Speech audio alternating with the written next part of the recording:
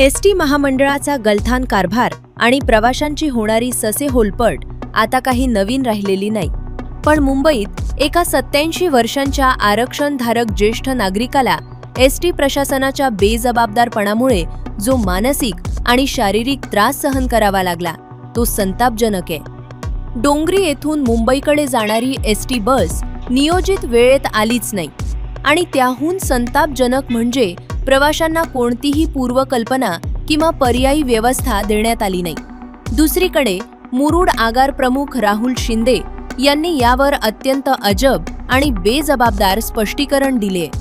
संबंधित बस मुंबई सेंट्रल ऐवजी थेट दादरला नेण्यात आली होती.